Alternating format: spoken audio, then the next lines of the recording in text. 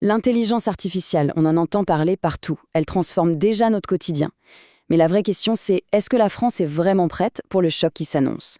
Le pays a des atouts incroyables, c'est vrai, mais aussi des faiblesses qui pourraient, tout changer. Alors regardons ça de plus près ensemble.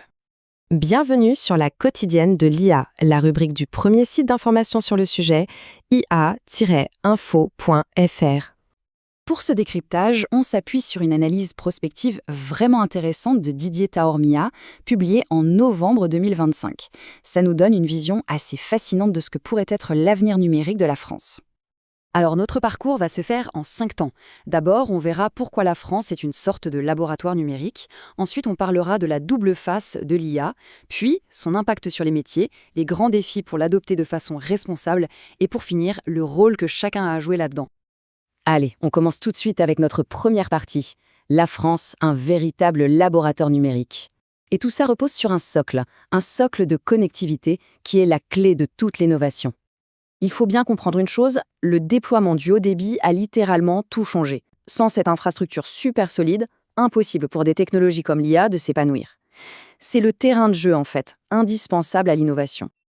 Mais attention, ce tableau a l'air un peu idyllique et il cache une réalité bien plus complexe, ce qu'on appelle la fracture numérique. C'est assez frappant. D'un côté, on a des villes ultra connectées et de l'autre, des zones rurales qui rament un peu pour suivre le rythme. C'est un défi immense si on veut que l'IA profite vraiment à tout le monde. Et ça nous amène directement à notre deuxième point, la fameuse double face de l'IA. Parce que oui, il y a un équilibre super délicat à trouver entre des promesses économiques qui font rêver et des enjeux de société qui, eux, sont absolument cruciaux. C'est vraiment une dualité au cœur de tout. D'un côté, l'IA, c'est un levier de compétitivité incroyable, gain de productivité, expérience client améliorée, mais de l'autre côté, ça soulève des questions éthiques fondamentales sur nos données, notre vie privée. Le vrai défi, il est là. Comment innover à toute vitesse sans sacrifier la protection des citoyens? Et ces enjeux, ils sont très concrets. Ça touche à la protection de nos données, encadrée par le RGPD. Ça concerne la transparence des algorithmes, la lutte contre la désinformation et bien sûr le risque de voir des biais discriminants s'installer dans les systèmes. Bon, après les défis, voyons une application plus concrète. On est loin, très loin du cliché du robot qui va remplacer l'humain. En réalité, l'IA s'impose de plus en plus comme un outil d'accompagnement super puissant au service de nombreux métiers. Prenons l'exemple du journalisme, qui illustre parfaitement cette collaboration. L'IA peut automatiser les tâches fastidieuses, analyser des volumes de données impossibles à traiter pour un humain, et résultat, ça libère un temps précieux pour ce qui fait le cœur du métier, l'enquête, l'interview, le reportage. L'IA assiste, mais c'est bien l'humain qui décide. C'est exactement le même principe dans l'éducation.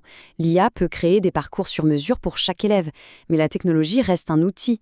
Le rôle de l'enseignant, sa pédagogie, son humanité demeurent absolument centrales pour donner un sens à ces nouveaux instruments.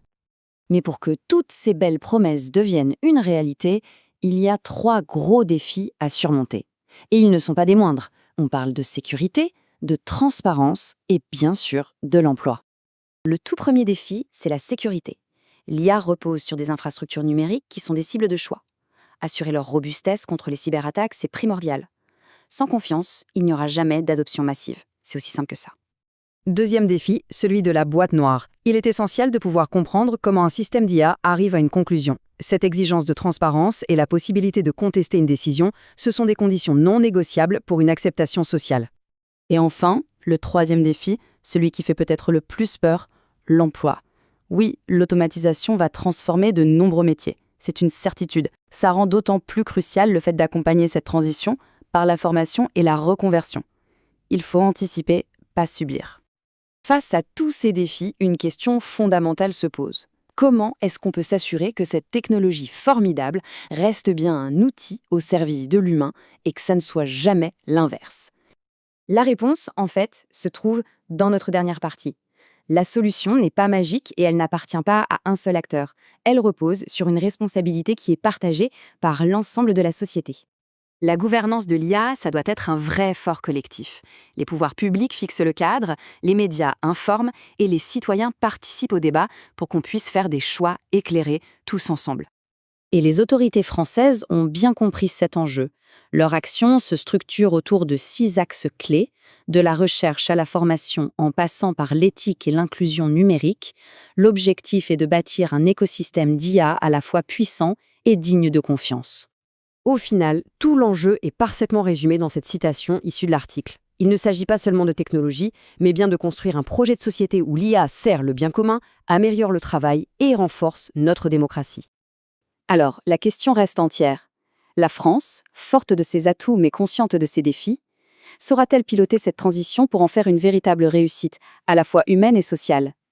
Retrouvez toute l'actualité autour de l'intelligence artificielle sur le portail ia-info.fr.